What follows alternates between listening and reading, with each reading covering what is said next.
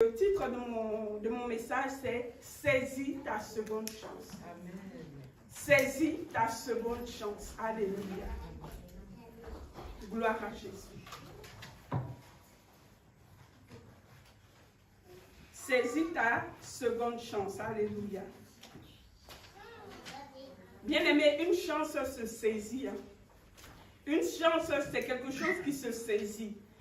Alors, nous n'avons pas pu saisir la première. Lorsqu'on dit seconde chance, c'est parce qu'on voit qu'on n'a pas pu saisir la première chance. Alors, le Seigneur nous donne et nous fait la grâce. Le Seigneur nous donne et nous fait la grâce de pouvoir saisir la seconde chance. Alléluia. Alors, est-ce que tu peux dire avec moi, je saisis ma seconde chance? Je saisis ma seconde chance. Dis Seigneur, je saisis ma seconde chance. Seigneur, je saisis ma seconde chance. Alléluia, gloire à Jésus. Seigneur, nous saisissons notre seconde chance. Alléluia. Nous ne voulons pas passer à côté de cette seconde chance, bien-aimé du Seigneur. Et vraiment, je veux t'exhorter, je veux t'encourager. Je veux vraiment réveiller ta conscience afin que tu ne passes pas à côté de cette seconde chance. Alléluia. Parce que le Seigneur a dit cette année, année de la seconde chance. Mais rien ne te dit que l'année prochaine, il te dira année de la troisième chance. Alléluia. Alors saisis, c'est une grâce vraiment que le Seigneur a faite parce que moi je ne m'attendais pas à ce que le Seigneur m'a dit seconde chance. Parce que je me disais, mais Seigneur, comment je vais rattraper ce que je n'ai pas pu faire? Comment je vais rattraper, Seigneur, la mission que tu m'as confiée et que je n'ai pas pu exécuter? Comment je vais la rattraper? Parce que si une autre année vient, Seigneur, on continue. Mais comment je vais rattraper le temps passé? Alléluia. Bien-aimé, souvent avec les hommes, on ne peut pas rattraper. Mais avec Dieu, Dieu nous dit qu'on peut rattraper. L'enfant prodigue a pu rattraper, alléluia. Il a pu rattraper, bien-aimé du Seigneur, si c'était seulement son frère. Donc, comme je disais, avec les hommes, on ne peut pas rattraper. Mais avec Dieu, on peut rattraper. Parce que quand nous voyons l'histoire de l'enfant prodigue, nous comprenons que grâce à son père, il a pu rattraper. Alléluia. Il est revenu, le père avait encore les bras ouverts. Mais si ça ne tenait qu'à son frère qui était là, jamais il n'allait pouvoir rattraper sa position. Parce que le frère a dit, mais pourquoi on lui fait ça? Moi qui suis toujours avec toi, Père, tu n'as jamais fait ça pour moi. Ça veut dire que le frère n'était pas content qu'on rétablisse l'enfant prodigue à sa place. Il n'était pas content qu'on le rétablisse dans sa destinée glorieuse. Il murmurait, il était fâché. Mais le père a accepté de récupérer l'enfant prodigue et de le rétablir. Alléluia. Il lui a donné une seconde chance. Alléluia. Alors crois en cette parole de la seconde chance. Lui, crois en cette parole, je t'en prie, de la seconde chance. Et saisis cette seconde chance. Alléluia. Saisissons cette seconde chance. Alléluia. Alors, nous allons prendre la Bible et c'est ce passage qui va nous accompagner. Matthieu 25, verset 14 à 30. Matthieu 25, verset 14 à 30. Alléluia. C'est une parabole, alléluia, que je pense tout le monde connaît. En tout cas, presque tout le monde connaît. Alors, nous savons tous que quand on dit la parabole des talents, alléluia. Gloire à Jésus. Alors je lis Matthieu 25, verset 14 à 30. Il en sera comme d'un homme qui, partant pour un voyage, appela ses serviteurs et leur remit ses biens. Il donna 5 talents à l'un, 2 à l'autre et 1 au troisième, à chacun selon sa capacité, et il partit. Aussitôt celui qui avait reçu les 5 talents s'en alla, les fit valoir et il gagna 5 autres talents. De même, celui qui avait reçu les 2 talents en gagna 2 autres. Celui qui n'en avait reçu qu'un alla faire un creux dans la terre et cacha l'argent du maître. Longtemps après, le maître de ses serviteurs revint et leur fit rendre compte. Celui qui avait reçu les 5 talents s'approcha et en apportant 5 autres talents, et il dit, « Seigneur, tu m'as remis 5 talents. Voici, j'en ai gagné 5 autres. » Son maître lui dit, « c'est bien. Bon et fidèle serviteur. Tu as été fidèle en peu de choses. Je te confierai beaucoup. Entre dans la joie de ton maître. Celui qui avait reçu les 2 talents s'approcha aussi et il dit, Seigneur, tu m'as remis 2 talents, voici j'en ai gagné 2 autres. Son maître lui dit, c'est bien. Bon et fidèle serviteur, tu as été fidèle en peu de choses, je te confierai beaucoup. Entre dans la joie de ton maître. Celui qui n'avait reçu qu'un talent s'approcha ensuite et il dit, Seigneur, je savais que tu es un homme dur, qui moissonne où tu n'as pas semé, et qui amasse où tu n'as pas vanné.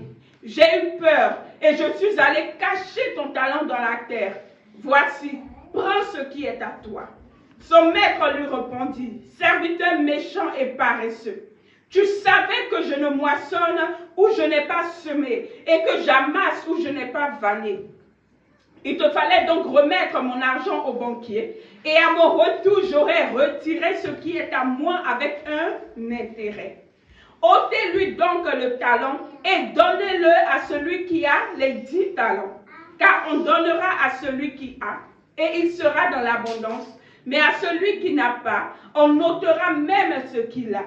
Et le serviteur inutile, jetez-le dans le ténèbre du dehors, où il y aura des pleurs et des grincements de dents. Alléluia. Gloire à Dieu pour sa parole. Alléluia.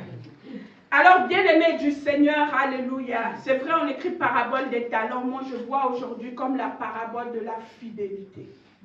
Parce que le maître a dit, il a dit bon et fidèle serviteur. Alléluia.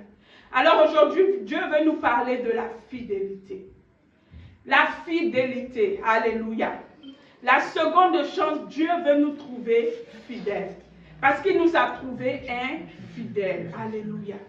Dieu nous a trouvés infidèles, bien-aimés du Seigneur. Dieu nous a confié des choses. Dieu nous a confié des talents. Dieu nous a confié des dons. Dieu nous a confié des grâces. Dieu nous a confié des missions. Dieu nous a confié des postes. Dieu nous a confié sa maison. Bien-aimés, mais il nous a trouvés fidèles. Tu peux regarder en disant, mais Dieu me parle de l'église, mais même ton foyer. Alléluia. Ton foyer est un poste que Dieu t'a confié. Ton enfant est un poste que Dieu t'a confié. C'est une mission que Dieu a confiée aux femmes de pouvoir bâtir leur foyer. C'est une mission que Dieu a confiée aux hommes de pouvoir aimer et être le toit de leur foyer. C'est une mission que Dieu a confiée aux parents de pouvoir élever, éduquer, prendre soin des enfants selon le Seigneur, dans les voies de l'Éternel. Alléluia. Mais bien aimés, est-ce que nous avons été fidèles? Est-ce que nous avons été fidèles à la mission de l'Éternel? Est-ce que nous avons été fidèles? Alléluia. Non, nous n'avons pas été fidèles. Nous n'avons pas été fidèles, bien-aimés. Pendant que j'étais en train de méditer, toute la semaine, c'était ma méditation. Et chaque fois que je méditais, j'étais calme et au fond de moi, j'étais vraiment dans la repentance. J'étais vraiment dans les pleurs au fond de moi. Je me regardais moi-même. Et j'étais dans les pleurs. J'étais dans la repentance parce que le Saint-Esprit ne faisait que me parler. Me parler de la fidélité. Nous n'avons pas été trouvés fidèles. Nous avons été infidèles, bien-aimés. Les femmes ont été trouvées infidèles dans leur foyer. Les hommes ont été trouvés infidèles dans leur foyer. Les parents ont été trouvés infidèles. Les servantes et serviteurs de Dieu ont été trouvés infidèles dans l'œuvre de Dieu. Même dans nos postes de travail, nous avons été trouvés infidèles. Alléluia. Parce que, bien-aimés du Seigneur, même au travail, la manière de se tenir, la manière de se comporter, la manière d'agir, tout cela doit démontrer notre fidélité envers Dieu. C'est ce que la parole nous dit dans le livre, alléluia, de Romains. Alléluia. Alors, la fidélité, c'est quoi? La fidélité, c'est la qualité d'une personne fidèle. C'est la constance dans les affections, dans les sentiments, dans les relations. C'est le fait de ne pas manquer à quelque chose. C'est le fait de ne pas trahir. Alléluia. Et j'ai beaucoup aimé cette définition. Le fait de ne pas manquer à quelque chose. Lorsque nous manquons à quelque chose, nous sommes taxés d'infidèles. Lorsqu'on nous donne une mission que nous manquons à cela, nous sommes taxés d'infidèles. Alléluia. Bien-aimé, Dieu nous attendait quelque part en cette année 2022. Il nous attendait quelque part, mais nous ne sommes pas arrivés là où il nous attendait.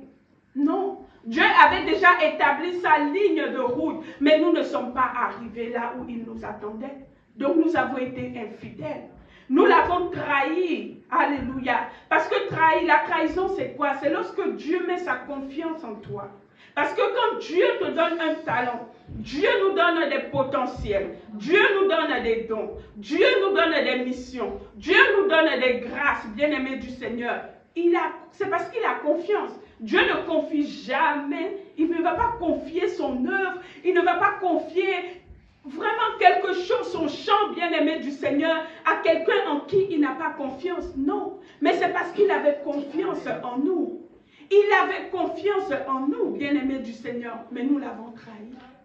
Nous l'avons trahi parce que nous avons été infidèles. Nous avons été infidèles, alléluia. L'année dernière ou même les années passées, nous avons manqué beaucoup d'occasions de faire le bien, d'être trouvés fidèles devant Dieu, alléluia. Bien-aimés, cette parole illustre la tragédie des occasions manquées. Ça illustre la tragédie des occasions manquées. C'est-à-dire quoi? C'est-à-dire qu'en cette année, Dieu nous avait donné des occasions, mais nous avons manqué ces occasions. Alléluia. Et plusieurs choses peuvent en être la cause. Ça peut être, j'ai énuméré quelques choses qui peuvent en quelques causes, alléluia, de ces occasions manquées. Donc ça peut être les épreuves, les afflictions, les douleurs, les soucis des temps présents, les inquiétudes, la maladie, les occupations. Donc nos occupations, le manque d'organisation et de discipline, l'incompréhension de la mission que Dieu nous a confiée. Parce que le fait de ne pas comprendre la mission que Dieu nous a confiée nous emmène à échouer. Parce que nous ne savons même pas là où il nous attend. Nous ne savons même pas ce qu'il attend de nous. Alléluia. Voilà pourquoi, bien-aimés du Seigneur, véritablement, je nous exhorte encore. Dans ces temps de jeûne et de prière, prends un cahier, va devant l'Éternel et dis, Seigneur, qu'est-ce que tu attends de moi? Parce que si je dois être fidèle, il faut que je sache ce que tu attends de moi. Il faut que je comprenne ce que tu attends de moi.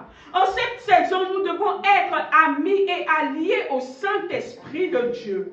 Ce n'est plus le temps d'être dans la distraction parce que nous avons manqué la première occasion, mais nous ne devons pas manquer la seconde occasion. Nous ne devons pas la manquer. Tu prends un cahier, Seigneur, qu'est-ce que tu attends de moi? Et tu vas voir que Dieu va te parler dans tes songes, alléluia. Il va te parler de manière audible, alléluia. Vous savez, cette nuit, j'ai fait un songe et je suis encore en train de demander à Dieu, Seigneur, parle-moi. Dieu m'a donné une partie de la révélation. Je vous donne ce témoignage pour vous dire que si nous sommes attentifs à la voix de Dieu, il va nous dire personnellement ce qu'il attend de nous. Alléluia. Et quand il te dira ce qu'il attend de toi, c'est alors que tu pourras être fidèle en agissant conformément à sa volonté. Alléluia. Parce que ce que Dieu t'a donné, ce qu'il t'a dit, bien-aimé, ce qu'il a mis dans tes mains, ce n'est pas pour toi, mais c'est pour les autres. Alléluia. Il a dit, allez, faites de toutes les nations des disciples. Et quand nous parlons de la grande moisson, nous voyons ceux du dehors. Nous voyons ceux qui ne sont pas encore gagnés au Seigneur. Mais le Seigneur attend que dans un champ bien spécifique, le don qu'il nous a donné puisse, alléluia, être utile pour la cause de son nom.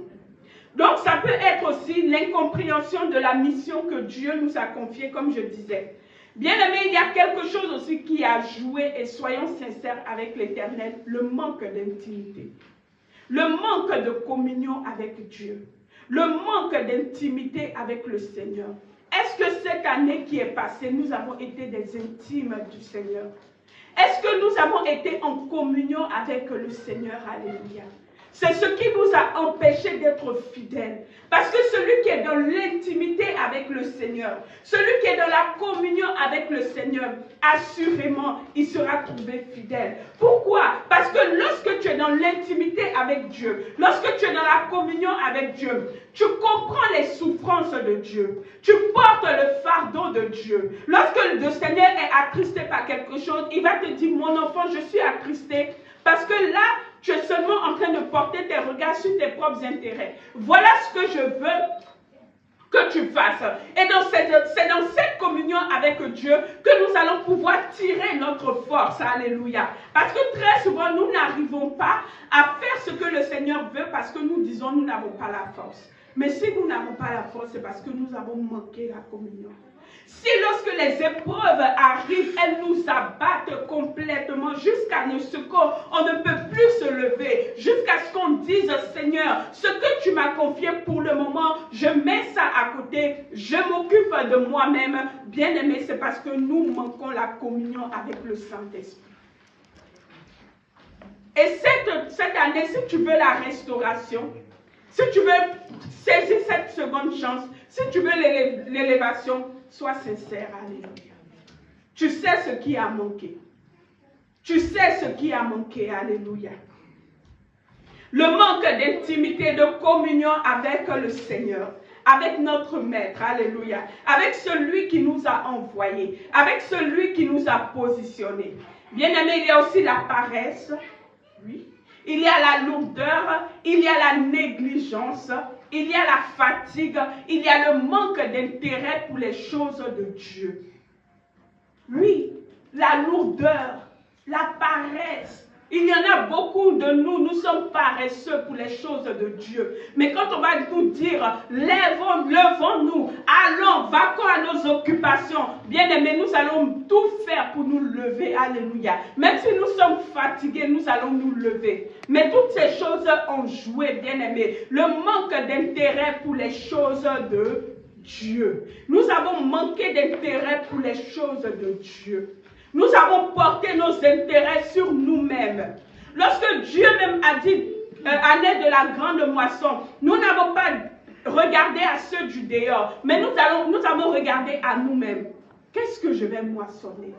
Et quand nous étions dans nos temps de prière, Seigneur, tu as dit année de la grande moisson, cette année, je moissonne le mariage, je moissonne l'enfantement, je moissonne ceci, on se regardait nous-mêmes. Au lieu de dire, Seigneur, je moissonne les âmes. Alléluia. Nous n'avons pas compris la pensée de Dieu. Oui. Nous n'avons pas compris la pensée de Dieu. Voilà pourquoi dans cette année de grande moisson, lorsque les afflictions nous arrivaient, on était devant Dieu en train de dire, mais Seigneur, tu as dit année de grande moisson, mais pourquoi je suis tant affligé? Pourquoi j'ai tant d'épreuves? Pourquoi je suis tant persécuté? C'est nous-mêmes, on emmenait notre moi. Mais pourquoi? Parce qu'on n'avait pas compris la pensée de Dieu. On n'avait pas saisi le cœur de Dieu. On était à la surface.